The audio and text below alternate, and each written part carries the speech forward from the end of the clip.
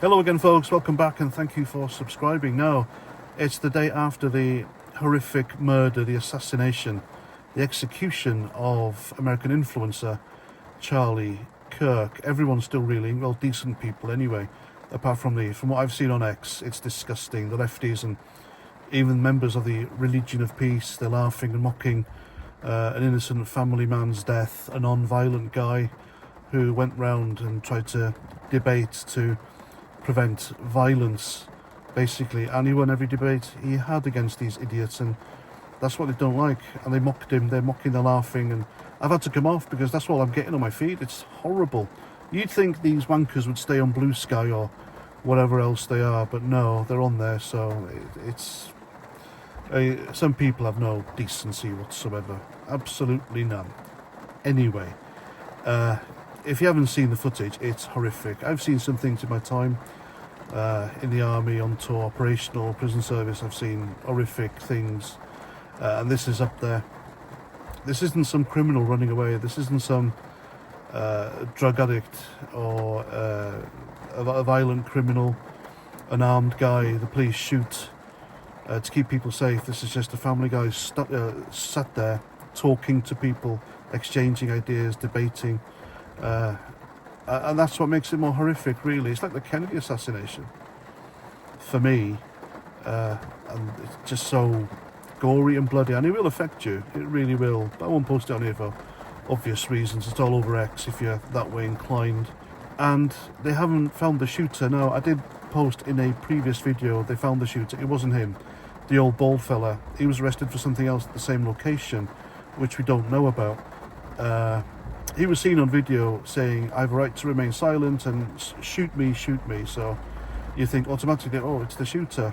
They did say the authorities had someone in custody. It was him, not the shooter. And people were posting on X as if it was the shooter. It makes sense, it was. But there we go, my apologies, I jumped the gun. I made a mistake there. It wasn't him. But they still haven't found the shooter, and it's understandable, really, because of the whole situation. Now, Charlie Kirk wasn't a foreign dignitary, politician, US president, royal. He wouldn't have enjoyed top-level Secret Service style security. He had personal security, so they were just surrounding him, and that's it. He was wearing body armour for the now obvious reason why, and he didn't have any trained snipers on buildings surrounding the whole area with 360 vision, watching everyone, seeing everything that was going on. He just had these people around him, which he paid for. So the shooter got away scot-free for now. Will they find him again? Who knows? But people are saying it's professional. I'll argue against that. My theory is it's an amateur who purchased a rifle with a grudge against Charlie Kirk and got a lucky shot on. You see, if it was a professional, 200 yards the shot was taken, and when you take a shot, you don't just point a rifle. I'm talking from experience here, and think the rifle's going to go where the crosshairs are.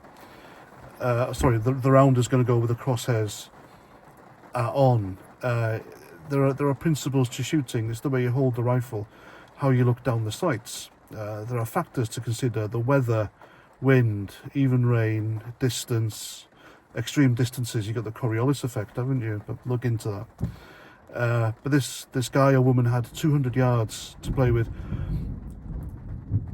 Anyone would have got that shot off, even with iron sights. No scope, he didn't need it.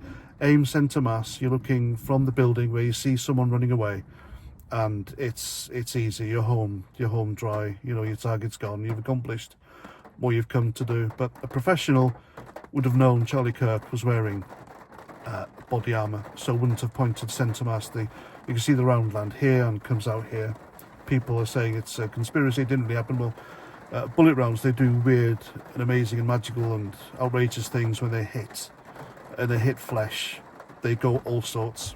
The round of an SA-80, for example, 5.56, which we used back in my day, it wasn't designed to kill. It was designed to maim. It's designed to enter someone's body and bounce around and come out somewhere else and maim them, take them off the battlefield. So they're there screaming for help.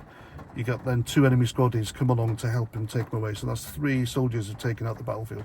That's the theory. Anyway, that's what I was told. But an SC-80 will kill you nonetheless. It is a high velocity rifle. So a professional would have known that Charlie Kirk was wearing body armor and gone for the headshot, a clear headshot. There was no wind. If you look at the video, the tent isn't wobbly with wind or anything. It's a nice sunny day in Utah, and it's perfect conditions for a professional shooter. So this amateur either aimed for the head, got the crosshairs on the head, or aimed centre mass, but didn't squeeze the trigger. He pulled it, so the barrel went everywhere, and probably didn't have the rifle in their shoulder properly. And there's loads of things. This wasn't a professional hit, folks. That's my theory, and that's why I think people saying it's a professional, I've got it completely wrong. Conditions were perfect for a professional. An amateur got really lucky, really lucky, and I hope they catch him. I really do. But there we go. That's the latest. That's my theory. Hope you don't mind me giving my theory regarding this, but I'm giving it from a former soldier's professional point of view. So when you see people saying it's a professional, you can argue against it. I can. But there we go. We don't know fully yet, but I'm sure we will in due course. So there we go. That's the latest. I'm past 49. Thanks for watching, and until the next time, Roger Trout.